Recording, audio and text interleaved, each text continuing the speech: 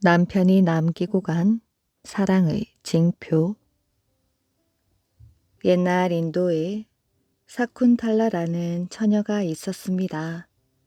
이 처녀는 원래 숲속의 요정과 성자 사이에 태어난 처녀였는데 어릴 때 부모를 잃고 한 성자의 집에서 키워지게 되었지요. 사냥을 좋아하는 두샨타 왕이 사슴을 쫓아 히말라야 골짜기를 헤매던 중 성자의 집에 들렀다가 아름다운 사쿤탈라를 보고 한눈에 반하여 사랑에 빠지게 되었습니다. 사쿤탈라 역시 두샨타를 보고서 이 사람이 바로 나의 남편이라는 운명적인 예감이 들었지요. 두 사람은 그들만의 결혼식을 올리고 며칠 동안 꿈만 같은 신혼을 즐겼습니다. 그리고 두샨타는 사쿤탈라에게 곧 데리러 오겠다는 약속을 남기고 왕궁으로 돌아갔지요. 사랑의 징표로 그녀에게 에메랄드 반지를 끼워주고 말이지요. 두샨타가 돌아간 뒤 사쿤탈라는 반지만 바라보며 시간을 보내게 되었습니다. 어느 날 방랑하는 한 성자가 그녀에게 다가와 물과 음식을 청하였는데 사쿤탈라는 그만 생각에 빠져 그 소리를 듣지 못하였지요. 계속 기다리던 성자는 화가 머리끝까지 나서 사쿤탈라가 사랑하는 사람이 그녀를 잊어버릴 거라는 무서운 저주를 내리고 말았습니다. 깜짝 놀란 사쿤탈라는 성자의 발 밑에 엎드려 울며 용서를 빌었지요. 그러나 한 번 내뱉은 저주는 어쩔 수가 없었습니다. 어느 정도 화가 풀린 성자는 두샨타 왕에게 에메랄드 반지를 보여주면 그 저주가 풀릴 것이라고 말해주었지요. 사쿤탈라는 그 길로 왕궁으로 달려갔습니다. 문 앞에서 두샨타 왕을 만나게 해달라고 사정하였지요. 그때 이미 사쿤탈라는 두샨타의 아기를 가져 배가 불러 있었습니다. 문지기들은 웬 허름한 여인이 다짜고짜 왕을 만나게 해달라고 하니 코웃음만 쳤지요. 사쿤탈라는 몇 날 며칠의 왕궁 근처에 헤맨 끝에 드디어 두샨타 왕을 만날 수가 있었습니다. 사쿤탈라는 남편에게 다가가 발 밑에 엎드리며 말하였지요. 당신을 못 만날까 두려웠습니다. 나를 데리러 온다는 약속을 행여 잊은 건 아니겠지요? 우리의 사랑을 잊은 것은 아니겠지요? 여기 우리의 사랑의 징표가 있습니다. 사쿤탈라가 손을 번쩍 들어올리는데 당연히 끼어져 있어야 할 반지가 사라지고 없었지요. 아마도 연못에서 세수를 할 때 빠져버린 모양이었습니다. 두샨타 왕은 그렇게 사랑하던 사쿤탈라를 알아보지 못한 채 얼굴을 찡그리며 지나치고 말았지요. 사쿤탈라는 저주가 사실임을 깨닫고 절망하고 말았습니다. 그러던 어느 날 어부가 생선 배를 가르다가 크고 아름다운 반지 하나를 발견하게 되었지요. 어부는 그것을 시장에 내다 팔려다가 왕족을 상징하는 반지라는 것을 알게 되었습니다. 착한 어부는 두샨타 왕에게 그 반지를 돌려주게 되었지요. 반지를 보는 순간 두샨타 왕은 잃었던 기억을 되찾게 되었습니다. 너무 오랫동안 사쿤탈라를 버려두었음을 자책하며 그녀를 찾아 나섰지만 그녀는 이미 어디론가 사라진 후였지요. 그 무렵 하늘에서는 신들과 악마들 사이에 무시무시한 싸움이 벌어지고 있었습니다. 천둥의 신이 두샨타 왕에게 도움을 청하였지요. 두샨타 왕은 천둥의 신의 전차를 타고 신들의 전쟁터로 나아가 용감하게 싸웠습니다. 악마를 평정하고 왕궁으로 돌아오는 길이었지요. 갑자기 천둥의 신의 전차가 어느 숲속에 내려앉았습니다. 그 순간 어디선가 아이의 웃음소리가 들렸지요. 두샨타 왕은 무엇에 이끌리듯 소리 나는 쪽으로 다가가 보았습니다. 거기에는 자신과 꼭 닮은 사내 아이가 새끼 사자들과 놀고 있었습니다. 두샨타 왕은 가까이 다가가서 아이를 번쩍 들어 올려 보았지요. 그 순간 숲속에서 사쿤달라가 나타났습니다. 아이는 바로 두샨타 왕의 아들이었던 것이지요. 두 사람은 마침내 재회하게 되었습니다. 두 사람은 천둥의 신께 감사의 기도를 드렸다고 합니다. 천벌 받은 아들. 아주 오랜 옛날 늙은 노모를 모시고 살아가는 부부가 있었지요. 남편은 천하의 게으름 뱅이였습니다. 그리고 남봉꾼이었지요.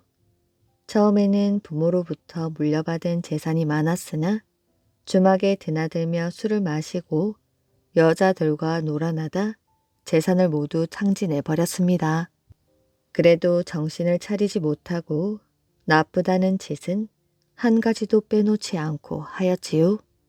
정숙한 그의 아내는 남편의 버릇을 고치려고 노력했지만 끝내 고치지 못하고 화병으로 죽고 말았습니다. 그래서 그는 기생을 아내로 맞아들이게 되었습니다. 그 뒤 얼마 안 가서 그나마 남은 재산이 모두 없어지자 친척들에게 식량을 얻으려고 찾아다녔지만 모두들 그를 냉대하였지요.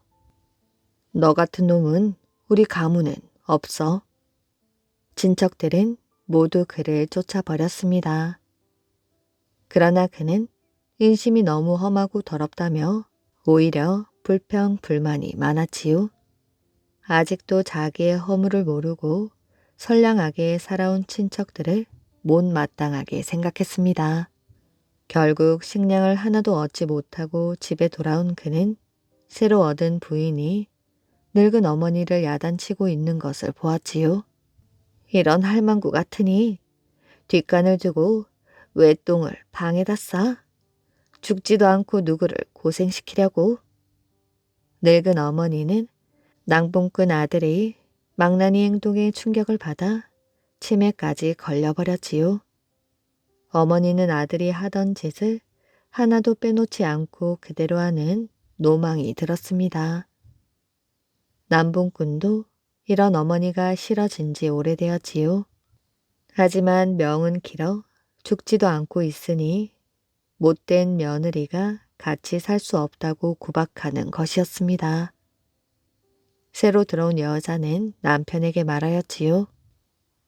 빈 쭉정이밖에 없는 집에 들어온 것도 후회 막심인데 벽에다 똥칠하는 할망구와 함께 살 수 없으니 무슨 수라도 내봐요. 남봉꾼은 자신을 들볶는 여인의 말을 듣지 않을 수가 없었지요. 그래서 그는 어머니를 왕 무덤골 깊은 곳에 가서 버리고 돌아오게 되었습니다. 그가 노모를 산에 두고 돌아오자 그 여인의 마음은 눈 녹듯 풀리고 화색이 도는 것 같았지요. 여보, 이제 집안 꼴이 나아질 것 같습니다. 남봉꾼은 여자의 말에 장단까지 맞추었지요. 바로 그때 마른 하늘에 검은 구름이 몰려와 하늘을 뒤덮고 으스스한 바람이 불기 시작하더니 이내 장대 같은 비가 쏟아지며 천둥 번개가 치기 시작했습니다. 이들 부부가 겁에 질려 서로 껴안았을 때 갑자기 벼락이 쳐 두 사람은 새까맣게 숯검정이 되고 말았지요. 인륜을 저버린 불효자에게 천벌이 내린 것입니다. 그 뒤 왕 무덤골은 천륜을 벌인 불효에 대한 경고인 듯 아직도 왕 무덤골이라는 이름으로 남아있다고 합니다.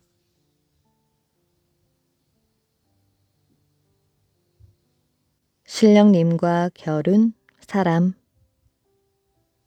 옛날 중국 남포에 도계양이라는 사람이 있었는데 도술을 아주 잘하였지요. 그래서 늘 자신만만하였고 누구와 겨루어도 이길 수 있다고 큰 소리를 쳤습니다.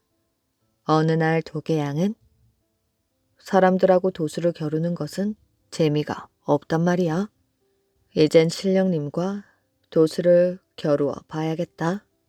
라고 생각하고 신령님을 찾아가 말했습니다. 신령님, 저의 도술이 신령님보다 뛰어나니 이제 신령님 자리를 제게 물려주시지요. 그러자 신령님이 노발대발하였지요. 이런 무엄한 녀석이 있나? 다시 한번 그런 소리를 했다가는 혼구멍을 내줄 것이야. 도계양은 신령님을 더욱 약올리려고 신령님의 거처인 사당으로 달려가 옥으로 만든 악기인 경을 훔쳤습니다.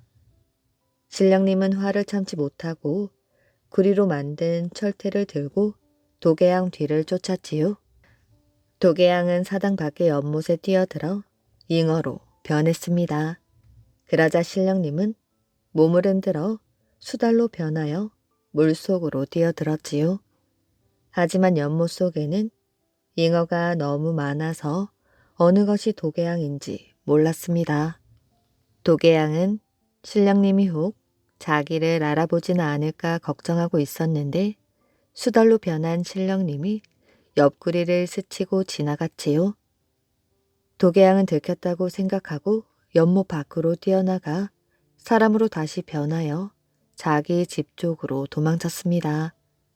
신령님도 다시 신령으로 변하여 도계양 뒤를 쫓았지요. 도계양은 아무래도 붙잡히겠다 싶어서 논으로 뛰어들어 물소로 변해 등을 긁었습니다. 신령님은 도계양을 알아보지 못하였지요. 이 녀석이 어디로 갔나? 다음에 잡으면 혼꾸녕을 내줘야지. 신령님이 사당으로 돌아가자 도계양은 날 알아보지 못하다니 신령님도 별 수 없군. 이렇게 중얼거리며 다시 사람으로 변하여 사당으로 들어갔습니다. 그리고 신령님이 아끼는 향로를 훔쳐 품속에 넣었지요. 아니 저 녀석이. 신령님은 이번에는 청동으로 만든 철퇴를 들고 도계양을 뒤쫓았습니다. 도계양은 문을 나서자 여우로 둔갑하여 나는 듯 달렸지요. 신령님은 여우 잡는 사나운 개가 되어 쫓아갔습니다. 도계양은 사냥 개에게 물리면 끝장이다 생각하고 길에서 뎃가지를 주어 죽말을 만들어 타고 멀리 도망쳤습니다. 또 놓쳤구나. 신령님은 더 이상 쫓을 생각을 않고 사당으로 돌아왔지요. 그런데 생각하면 생각할수록 분하단 말이야. 이번엔 내가 먼저 녀석의 집으로 찾아가 봐야겠다. 도계양은 그러나 신령님이 복수하러 올 것이라는 것을 미리 알고 있었지요. 그래서 아내에게 말했습니다. 나는 반드시 신령님을 사당에서 쫓아내야만 하겠소. 그래야 내가 신령님이 될 수 있으니 말이지. 오늘이 그 기회요. 조금 있으면 신령님이 우리 집으로 올 테니 당신은 대문에서부터 사랑방에 이르기까지 문지방이란 문지방은 모두 뜯어버리시오. 실수가 있으면 안 돼요. 그리고 신령님이 오거든 사랑으로 모시고 차를 대접하시오. 그러면 내가 하늘의 검정소를 몰고 와 신령님을 처치할 것이니. 이렇게 말하고는 소를 끌고 밖으로 나가 밭을 가는 척 했습니다. 도계양의 아내는 곧 문지방을 뜯어내기 시작하였는데 거의 다 뜯어내고 사랑방 문지방만 남았지요. 이때 사당의 신령님이 할아버지로 변하여 이 집으로 왔습니다. 벌써 문지방을 뜯어내기 시작했군. 하지만 사랑방 문지방은 아직 뜯어내지 않았으니 다행이야. 신령님은 집 안으로 들어가 물었지요. 아주머니, 주인 어른은 어디 나가셨나요? 네, 밭을 갈러 나갔습니다마는 무슨 일로 저희 주인을 찾아오셨지요? 저와 주인은 형제나 마찬가지지요. 급한 볼일이 있어 오늘 이렇게 일부러 먼 곳에서 찾아왔습니다. 그럼 들어오셔서 기다리시지요. 도계양의 아내는 신령님에게 차와 담배를 권하였지요. 괜찮습니다. 그런데 문지방은 왜 이렇게 뜯어내셨나요? 아, 오늘 남편이 신령님과 도수를 겨룬다면서 제게 문지방을 뜯어내라고 하더군요. 좋은 문지방을 뜯어내다니 정말 아깝군요. 신령님은 아직 오지 않았으니 그 일은 잠시 중단하시고 주인에게 어서 집으로 돌아오라고 일러주시오. 제게 신령님을 쫓아낼 좋은 계책이 있습니다. 도계양의 아내는 신령님의 말에 속아 사랑방의 문지방을 뜯어내는 것을 멈추고 급히 남편을 부르러 밖으로 나갔습니다. 도계양은 아내의 말을 듣고 손가락으로 점을 쳐보더니 그가 신령님이로군. 잘됐다. 이제 어서 가서 해치워야지. 라고 말하고는 도수를 부려 검정소 위에 올라타고 비바람을 불러 채찍질을 하면서 바람같이 집 안까지 달려갔습니다. 대문에서부터 문지방을 치웠으므로 도계양은 거침없이 내달렸으나 사랑방에는 문지방이 아직 남아있어서 걸려 넘어지고 말았습니다. 네 이놈, 네가 아무리 도술에 능하다 하나 감히 내게 도전하다니 너는 죽어 마땅하다. 신령님은 정동 철퇴를 내리쳐 도계양을 죽였지요. 도계양의 아내는 그제서야 신령님에게 속은 것을 알고 그 자리에서 기절을 하고 말았습니다. 신령님은 도계양을 처치했으므로 의기양양해져 돌아갔지요. 그런데 그날 밤 도계양이 아내의 꿈에 나타나 말했습니다. 내가 하는 말을 명심해 들으시오. 첫째, 소리 높여 울지 마시오. 둘째, 나의 시체를 매장하지 마시오. 그럼 난 7일 뒤에 다시 살아날 수 있을 것이오. 어떻게 다시 살아날 수 있단 말인가요? 난 죽은 게 아니오. 지금 하늘나라에서 새로운 도수를 배우고 있소. 그러니 7일 뒤엔 돌아갈 수 있을 것이오. 잠에서 깨어난 도계양의 아내는 시체 곁에 등을 하나 켜놓고 지켜보고 있었습니다. 도계양이 죽은 지 엿새째 되는 날 신령님은 도계양이 어찌 되었나 궁금하여 청년으로 둔갑하고 도계양의 집으로 가보았지요. 그리고 도계양의 아내에게 공손하게 말했습니다. 계양 스승님은 집에 계십니까? 저는 스승님께 볼 일이 있어서 찾아왔습니다. 누구시지요? 누구시길래 저희 남편을 스승님이라고 부르시나요? 전에 스승님께 도수를 배운 제자입니다. 그동안 여러 지방을 떠돌다가 이제 돌아와 스승님을 찾아온 것이지요. 도계양의 아내는 청년이 정말로 남편의 제자인 줄로 알고 눈물을 흘리며 말하였지요. 당신의 스승님은 엿새 전에 돌아가셨습니다. 조금만 빨리 오셨더라면 만날 수 있었을 텐데요. 그러자 신령님은 일부러 얼굴에 슬픈 빛을 가득 띠고 이렇게 말하였지요. 정말 좋은 스승님이셨는데 돌아가시다니요. 영전에 절을 하고 향을 피우고 싶습니다. 남편의 뜻에 따라 시신은 아직 관에 넣지도 않았습니다. 시체 앞에서라도 향을 피우고 싶습니다.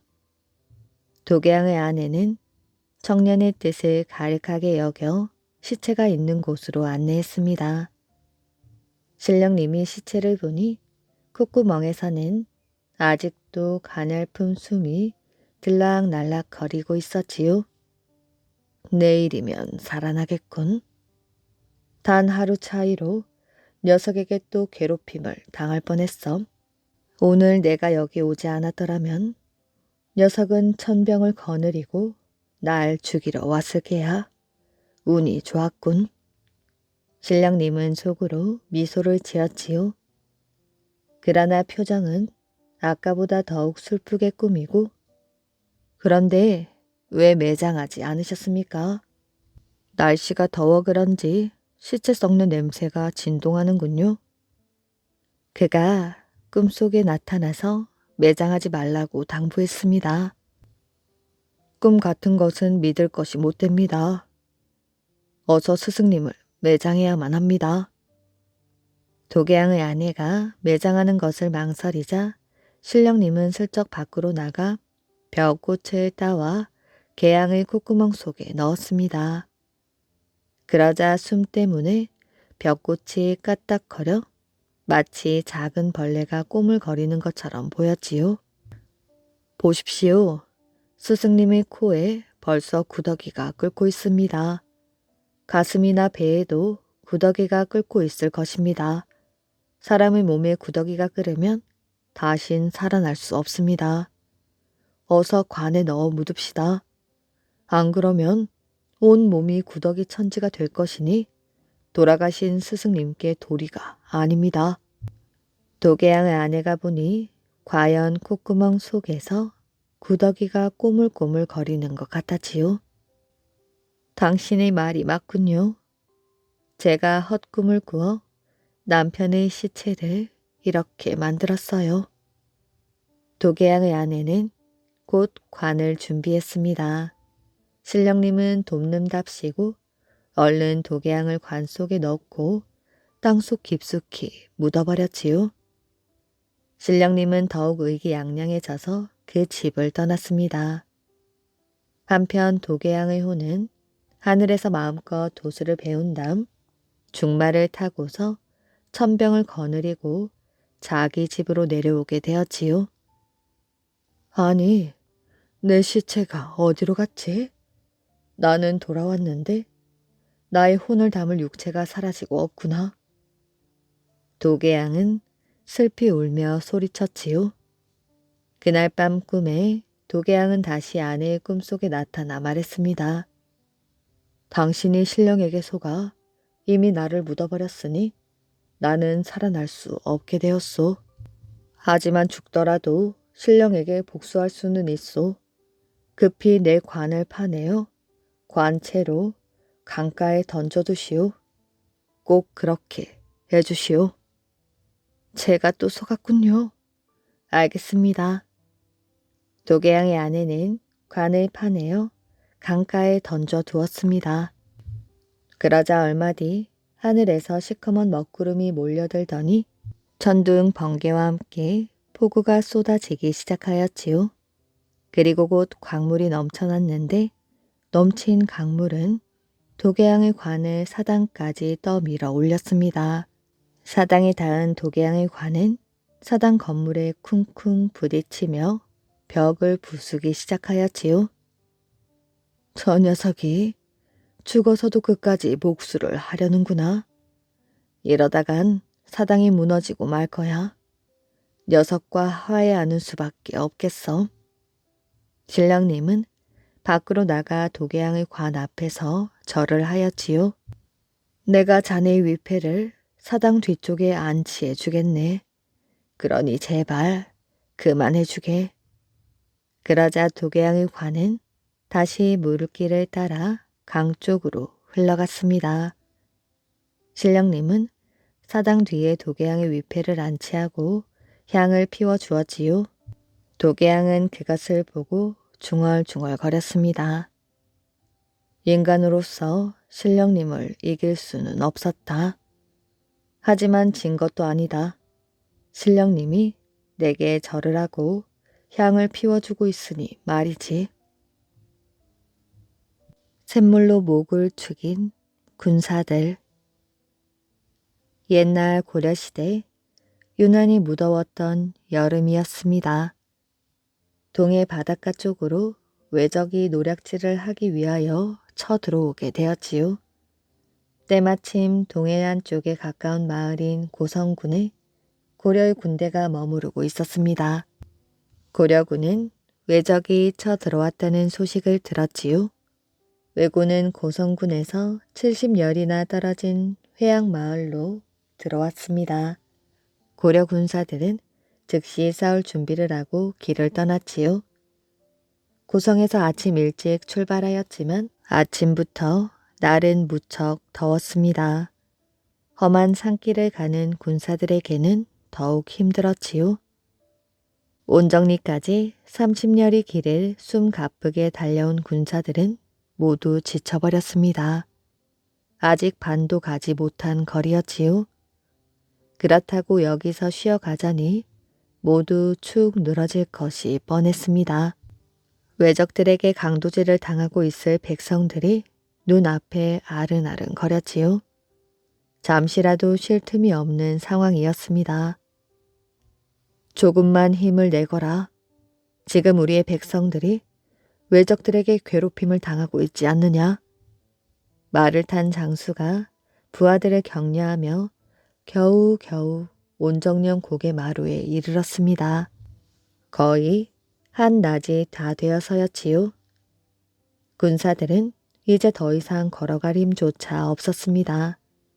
무더운 날씨에 한 번도 쉬지 않고 수많은 산길과 고개를 넘어왔던 것입니다. 떼약볕에 땀이 비오듯 흘러내렸지요. 무거운 갑옷과 꽉 낀 옷을 입고 있던 군사들은 옷이 땀으로 흠뻑 젖었습니다. 비틀어짜면 배인 땀이 줄줄 흐를 정도였지요. 더구나 무거운 무기까지 들고 있었지요. 군사들은 더위에 목이 말라 죽을 지경이었습니다. 여기서 잠시 쉬었다 가자. 쉰다는 말을 들은 군사들은 양 길섭 쪽으로 털썩 주저앉았지요. 앉아있는 군사들을 향하여 말탄 장수가 말했습니다. 우린 오늘 안으로 회양마을에 도착해야 한다. 만약 도착하지 못하면 우리가 가는 것은 헛수고일 뿐이다. 왜적들은 우리를 기다려주지 않는다. 좀 쉬는가 싶더니 장수는 출발 신호 깃발을 번쩍 들어올려 흔들었습니다. 군사들은 지친 몸을 가누며 겨우 일어섰지요.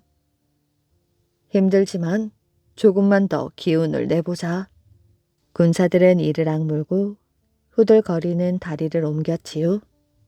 온정령을 어렵게 넘어 한참 내려가던 군사들이 장양이라는 마을 어귀를 지날 때였습니다. 한 처녀가 물동이를 이고 오는 것이 보였지요.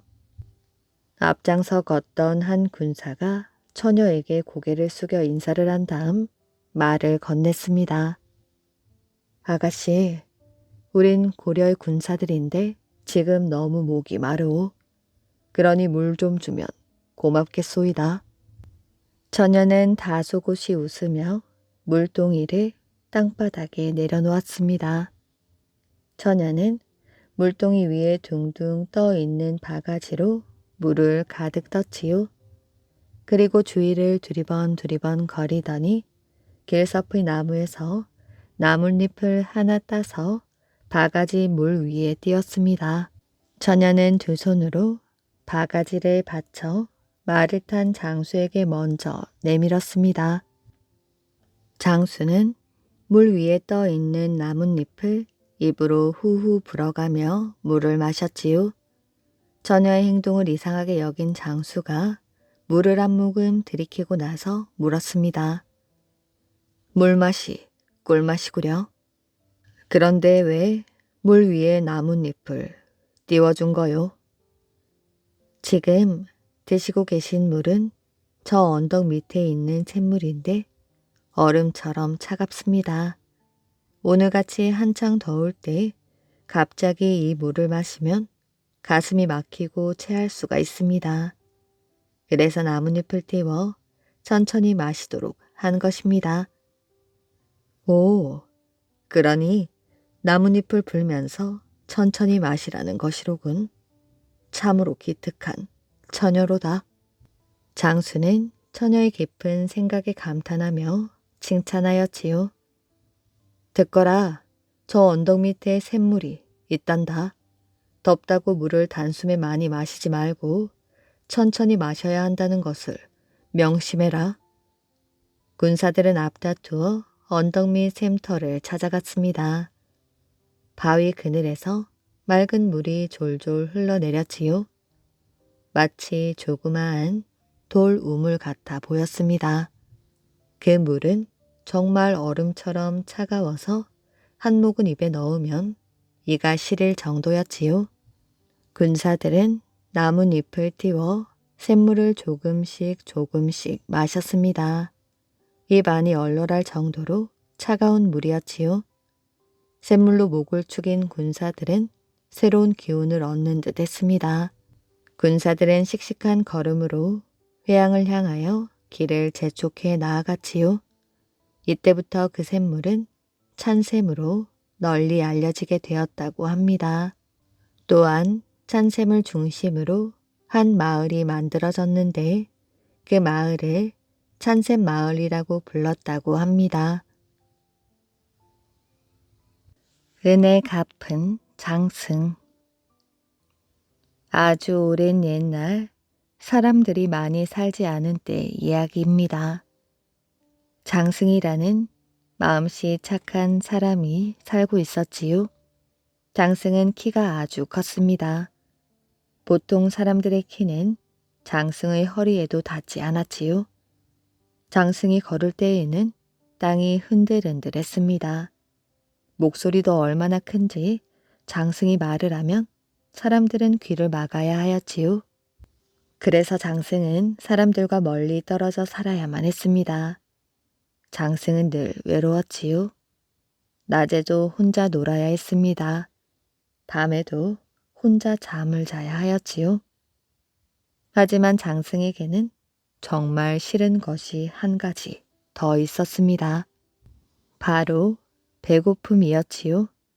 장승은 몸집이 너무 커서 많이 먹어야 하였습니다. 하루에 쌀 한 가마니를 먹어도 금방 배가 고팠지요.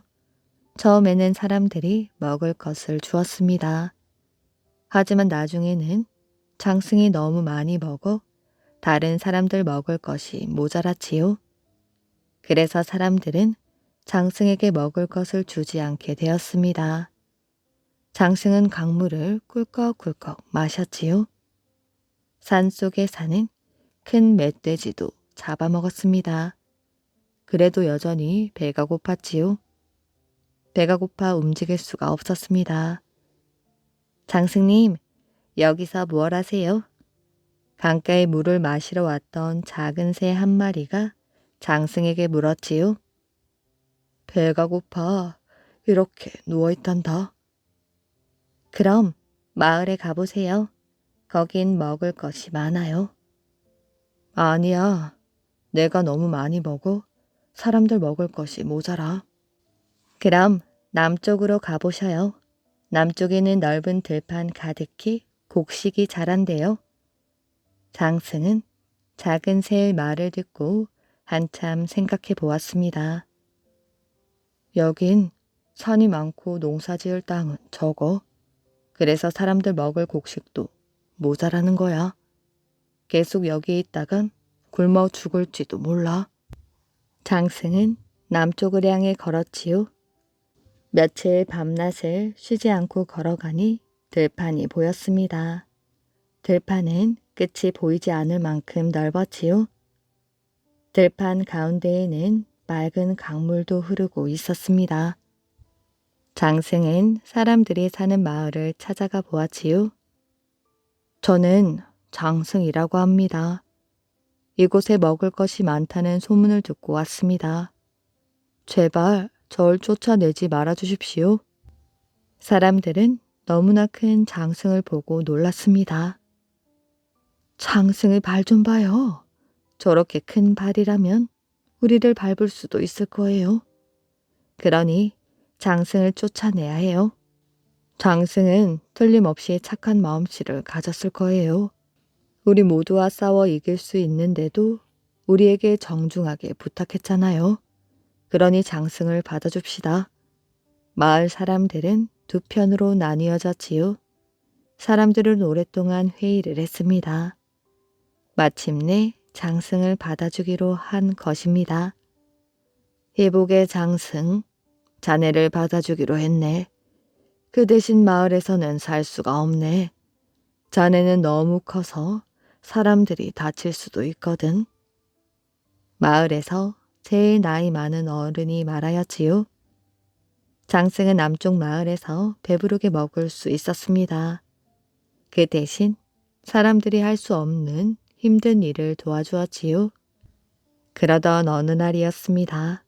갑자기 마을이 소란스레졌습니다. 사람들이 도망을 가야 한다고 난리가 난 것이었지요. 장승은 마을 어른에게 물었습니다. 무슨 일입니까? 큰일 났네. 도둑놈들이 우리 마을 곡식을 훔치러 온다지 뭔가. 걱정하지 마십시오. 제가 마을을 지키겠습니다. 장승은 기뻤습니다. 이제 은혜를 갚을 수 있게 된 것이지요. 들판 저쪽에서 도둑들이 몰려오는 것이 보였습니다. 장승은 들판으로 씩씩하게 걸어갔지요. 마을 가까이에서는 싸울 수가 없었습니다. 장승은 들판 한 가운데 떡 버티고 섰지요. 마을을 향해 달려오던 도둑들은 장승을 보고 멈췄습니다. 장승의 몸집이 너무 커서 놀랐던 것입니다. 이 마을에는 절대 못 들어간다. 장승의 목소리가 들판 가득 쩌렁쩌렁 울렸지요. 도둑들은 장승을 보고 웅성웅성 거렸습니다. 겁낼 것 없다. 저놈 하나쯤은 이길 수 있어. 도둑의 대장이 소리쳤습니다. 용기가 생긴 도둑들이 마구 돌을 집어던졌지요. 장승은 돌을 맞을 때마다 몸이 따끔따끔하였지요. 그래도 장승은 눈썹 하나 까딱하지 않았습니다. 이번에는 도둑들이 몽둥이를 들고 달려들었습니다. 장승은 쿵쿵 소리가 나도록 발을 굴렸지요. 그 바람에 도둑들이 중심을 잃고 넘어지게 되었습니다. 장승이 도둑들 앞으로 성큼성큼 걸어갔지요. 그리고 대장을 집어들어 들판으로 휙 하고 던져버렸습니다. 그것을 본 도둑들은 도망가기 바빴지요. 서로 먼저 가려다 넘어지기도 했습니다. 장승이 도둑들을 물리친 것이지요. 마을 사람들은 손뼉을 치며 기뻐했습니다. 장승이 우리 마을을 구했군요. 여러분은 제게 먹을 것도 주시고 여기서 살게 해주셨어요. 도둑들을 쫓아내는 것쯤이야 얼마든지 할 수 있습니다. 장승과 마을 사람들은 더욱 친해지게 되었습니다. 그 뒤로도 도둑들이 가끔씩 쳐들어온 일이 있었지요. 그때마다 장승이 도둑들을 물리치게 되었습니다. 몇 년이 지나자 더 이상 도둑들이 오지 않았지요. 장승이 마을 앞에 서 있는 것만 보아도 멀리 멀리 도망쳤습니다. 세월이 흘러 장승도 할아버지가 되었지요. 나도 늙었으니 이제 곧 죽겠지. 내 죽으면 누가 마을을 지킬까? 장승은 걱정이 되기 시작했습니다. 장승은 며칠 밤을 자지 않고 고민하게 되었지요. 내가 죽거든 나만큼 큰 나무에 내 모습을 새기세요. 그리고 그 나무를 마을 앞에 세워두세요. 그럼 도둑들이 나인 줄 알고 마을에 오지 않을 거예요. 장승은 사람들에게 말하고 숨을 거두고 말았습니다. 사람들은 장승의 말대로 하였지요. 멀리서 보면 장승이 마을을 지키고 있는 것 같이 보였습니다. 그때부터 나무 장승이 마을을 지키게 되었습니다. 도둑은 물론 나쁜 귀신들까지도 장승을 보면 도망간다고 믿었지요. 그래서 사람들은 마을마다 장승을 세우게 되었다고 합니다. 태서방이 잡은 물고기. 아주 오랜 옛날 함경도 명천 땅에 태서방이 살았습니다. 태서방은 배를 타고 고기를 잡는 어부였지요. 오늘은 날이 맑으려나? 태서방은 아침에 눈을 뜨면 하늘부터 쳐다보았습니다. 날씨가 좋아야 배를 타고 바다로 나갈 수 있기 때문이었지요. 어느 날 태서방은 하늘을 올려다보고 인상을 찡그렸지요. 하늘에 먹구름이 뒤덮여 있군. 오늘도 고기잡이를 하러 가긴 틀렸네. 명천에는 벌써 사흘째 비가 내렸지요. 비가 오고 파도가 높은 날에는 바다로 나가지 못하기 때문에 사흘씩이나 공을 친 셈이었습니다. 오늘 고기를 잡지 못하면 밥을 굶어야 하는데. 태서방은 걱정을 하다가 자기 방에서 다시 잠이 들었지요. 태서방, 걱정하지 말게.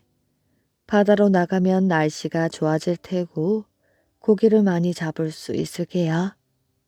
태서방의 꿈에 한 노인이 나타나 이렇게 말하였지요. 태서방은 잠이 깼습니다. 이상한 꿈이네. 과연 그 말을 믿을 수가 있을까? 태서방은 잠시 생각해 보다가 벌떡 일어섰습니다. 내가 지금 방 안에 가만히 앉아있을 처지가 아니야.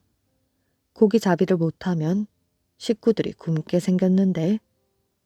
태서방은 날씨와 상관없이 바다에 나가기로 했습니다. 멀리는 가지 않고 가까운 바다에서 고기를 잡다가 돌아올 생각이었지요. 태서방은 배에 그물을 싣고 바다로 나갔습니다. 하늘을 쳐다보니 어느새 날이 개어 해가 얼굴을 내밀고 있었지요.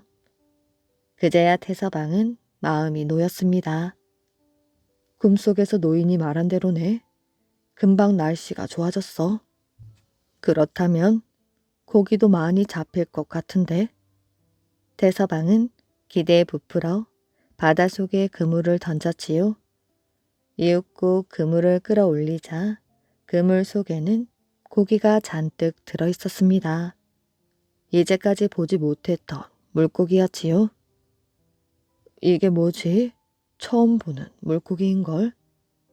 태서방은 그물을 던질 때마다 많은 물고기를 잡았습니다. 이렇게 물고기를 많이 잡기는 난생 처음이었지요. 이제 그만 잡자. 잘못하면 배가 가라앉겠어. 태서방은 고기를 배에 가득 싣고 돌아왔습니다. 마을 사람들이 몰려와 태서방이 잡은 고기를 보았지요. 이 고기의 이름이 뭐지? 평생 어부 노릇을 했지만 이런 고기는 처음 보네. 나도 그래. 마을 사람들은 고기를 보며 고개를 갸우뚱거렸습니다. 그때 한 사람이 외쳤지요. 여보게들, 보아하니 이름 없는 물고기 같으니 우리가 이름을 지어주는 게 어떻겠나? 우리 고을 명천에서 태서방이 잡았으니 명자와 태자를 떼어 붙여 명태라고 부르세. 그거 좋겠네. 그리하여 태서방이 잡은 물고기는 명태라는 이름을 얻게 되었다고 합니다. 심요살이를 한 강아지. 옛날 어느 마을에 효심 깊은 효원이라는 아들이 있었습니다. 효심이 기뻤던 효원은 혼인을 하고 외직에 나가 있으면서도 항시 부모님 걱정을 하였지요. 그래서 직급을 낮추어서라도 부모님을 가까이 모시려 하였습니다. 한양으로 올라가면 승진의 기회가 많은데도 효원은 부모님을 가까이 모시기 위하여 고향 근처에서 근무하기를 희망하였습니다. 그러던 효원도 어느덧 환갑이 되었지요. 그러던 어느 날 다른 지방으로 발령을 받자 자신도 이미 환갑을 넘긴 데다 90을 훌쩍 넘긴 연로하신 부모를 걱정하며 벼슬을 내놓을 생각을 하였지요. 밤을 새워 부인과 의논을 한 끝에 아버지께 여쭈었으나 돌아온 것은 불호령이었습니다. 어쩔 수 없이 외지로 떠나기 전 효원은 막연한 친구로부터 황구를 선물 받아 부모님께 드렸습니다. 자식을 떠나보내는 부모님께 황구라도 벗이 되도록 하려는 효원의 배려였지요. 황구는 마치 효원의 집에서 자라난 것처럼 아주 적응을 잘하였습니다. 그래서 외지로 떠나는 효원의 발걸음은 한결 가벼워졌지요. 그러던 어느 날 느닷없이 아버지가 돌아가셨다는 기별이 왔습니다. 그러자 효원은 즉시 벼슬을 그만두고 고향에 돌아와 3년상을 치렀지요. 3년상은 부모가 돌아가신 뒤 만 2년 동안 심요살이를 하는 것을 말한답니다. 말이 쉽지 부모의 산소 옆에 움막을 짓고 그곳에서 꼬박 2년을 지낸다는 것은 보통 힘든 일이 아니었지요. 그런데 놀라운 것은 황구 역시 효원의 곁을 지키면서 마치 심요를 하듯 꼼짝을 않는 것이었습니다. 어느 날 심요살이를 하는 효원을 걱정하여 이웃에서 기력을 회복하라며 고기 요리를 가져다 주었지요. 하지만 효원은 부모를 보는 죄인이라며 고기를 입에 대지도 않았습니다.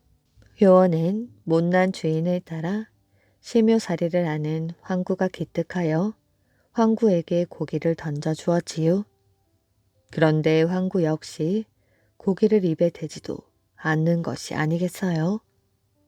뿐만 아니라 효원이 곡을 하면 황구 역시 따라 짓는 것이었습니다. 3년 동안 심요가 끝나고도 효원은 아버지 초상을 그려 중당에 모시고 산 사람에게 하듯 3년 동안 하루 3끼 밥을 차려드렸습니다. 그때마다 부부가 꿇어 엎드려 울었는데 황구 역시 마루에 엎드려 울었지요. 그러던 차에 효원의 어머니마저 돌아가시게 되었습니다. 역시 효원은 3년 동안 심요살이를 하고 다시 3년 동안 아버지 때와 마찬가지로 중당의 어머니 초상을 걸고 상식을 하였는데 황구 역시 그렇게 하였지요. 하지만 이미 황구가 늙었는지라 거동이 불편해 보였습니다. 효원 역시 칠순을 넘겨 거동이 불편하였는데 그런 황구가 마치 친동생처럼 여겨졌지요. 여느 해처럼 아버지 제사 준비에 여념이 없던 효원은 마당 한쪽에 힘없이 웅크리고 있는 황구가 눈에 들어왔습니다. 황구도 아버지의 제삿날을 기억하는지 왠지 처량한 눈빛이었지요. 그런데 제사를 거의 마쳐가던 중 식솔이 갑자기 비명을 질렀습니다. 황구가 마루 대돌에 머리를 부딪혀 죽은 것이지요.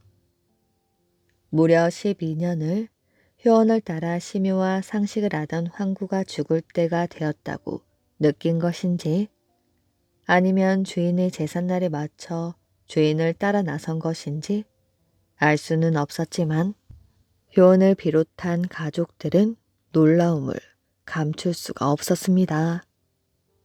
이에 마치 가족을 보내듯 슬퍼하며 후하게 장사를 지내주었지요. 이러한 사실이 널리 알려지자 마을 사람들은 의구비를 세우고 계만도 못한 사람들에게 교훈이 되게 하였다고 합니다. 잔말 말고 따라오시오. 옛날 어느 마을에 이서방이라는 사람이 살았는데 이 사람이 하루는 장에 갔습니다. 장에 가서 이것저것 볼일을 다 보고 나니 목이 말라서 술을 한 잔 사 먹으려고 술집에 갔지요. 술집에서 술을 한 잔, 두 잔 먹다 보니 시간 가는 줄 몰랐습니다.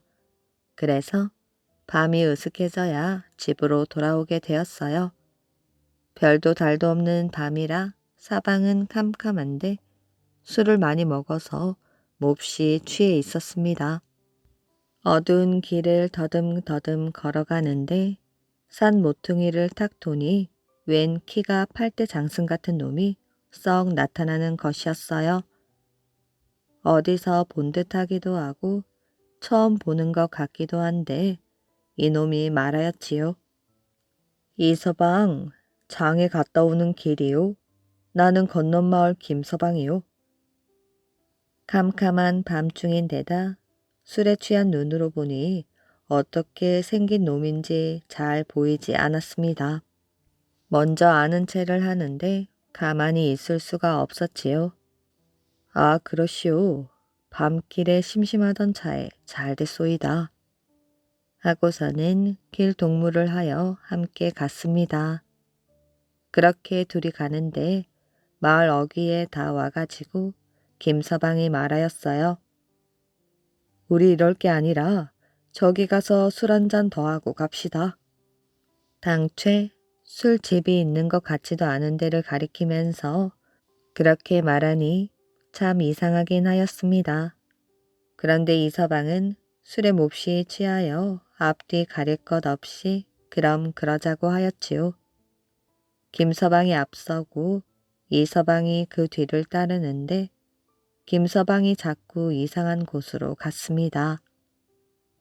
논뚝 밭뚝을 지나 길도 없는 산 속으로 들어가더니 온 산을 헤매고 다니더라는 것입니다. 숲을 속을 헤매기도 하고 구덩이 속에 들어가기도 하고 사람이 못 다닐 길만 찾아다녔지요. 그러다 보니 이서방은 가시 덤불에 긁히고 칡 넝쿨에 걸려 넘어지고 바위 위에 부딪히고 하느라고 온 몸이 상처투성이가 되었습니다. 여보게 김서방, 대체 술집이 어디 있다고 이런 데로 데려가는 것이오? 조금만 더 가면 좋은 술집이 있으니 잔말 말고 따라오기나 하시오. 하면서 마구 험한 데를 돌아다니기를 새벽녘까지 하였습니다. 그뿐이면 좋겠는데 어찌어찌하여 겨우 산속을 벗어나자 이번에는 물가로 이서방을 데려갔지요. 그러더니 다짜고짜 이서방 손목을 잡고 물속으로 들어갔습니다. 이게 무슨 짓이오? 물속에는 또 왜 들어가오? 아, 글쎄, 잠자코 따라오기나 해요. 이 물을 건너면 좋은 술집이 있으니. 이러면서 잡아 끌더란 말이에요. 이서방은 손목을 잡혀 오도 가도 못하고 물속으로 따라 들어갔지요. 그런데 거기는 물이 깊어 사람이 건널 수 없는 곳이었습니다. 이러다가는 곧 물에 빠져 죽겠다 싶었습니다. 이서방은 그만 술이 확 깨면서 정신이 번쩍 들었어요. 사람을 죽일 작정이요? 어서 나갑시다. 글쎄, 조금만 참으래도 그러시네. 몇 발짝만 더 가면 좋은 술집이 있다니까. 김서방이 말을 듣지 않고 자꾸 물속으로 들어가니 이서방은 이거 안 되겠다 하고 손목을 뿌리치고 물 밖으로 뛰쳐나왔습니다. 그랬더니 김서방이 마구 소리를 지르면서 이서방을 쫓아왔지요. 쫓아와서 붙잡으려고 하는 걸 냅다 발길로 차서 쓰러뜨려 버렸습니다. 김서방은 그 자리에 푹 쓰러지더니 다시 꼼짝을 안 하였어요. 그러다 보니 날이 훤하게 샜습니다. 밤새도록 김서방에게 끌려다닌 것이지요. 이서방이 파김치가 돼가지고 집에 돌아오니 식구들이 잠을 못 자고 뜬 눈으로 기다리고 있었습니다. 이서방 큰아들이 제법 총각티가 나도록 컸는데 아버지, 대체 어떻게 된 일입니까? 하기에 밤새 겪은 일을 다 이야기해주고 나서 그나저나 큰일이 났다. 김서방이 내 발에 채여 거꾸러졌는데 꼼짝도 못하고 엎드려 있는 걸로 봐서 아무래도 죽은 것 같으니 이를 어쩌면 좋으냐 하고 걱정을 하였지요. 그랬더니 아들이 그러면 그 자리에 한번 가보시지요. 하여 아들과 함께 그 자리에 가보았습니다. 가보니 이게 웬일이겠어요? 틀림없이 김서방이 거꾸로졌던 자리에 김서방은 없고 웬 방앗공이 하나가 털썩 자빠져 있었지요. 방앗공이란 디딜 방아를 찧을 때 곡식을 내리치는 몽둥이랍니다. 그러니 그게 도깨비였던 것입니다. 도깨비라는 것이 본래 방앗공이나 빗자루 같은 것이 둔갑을 하여 사람처럼 행세하고 다닌다는 말도 있습니다. 이 서방은 하룻밤새 하도 혼쭐이 나서 그 다음부터는 술에 취해서 밤길을 다니는 일은 절대로 없었다고 합니다. 이야기 재미있게 잘 들으셨나요? 오늘의 이야기는 여기까지입니다. 오늘도 이야기를 들어주셔서 정말 감사합니다. 오늘도 편안한 밤 되시길 바랍니다.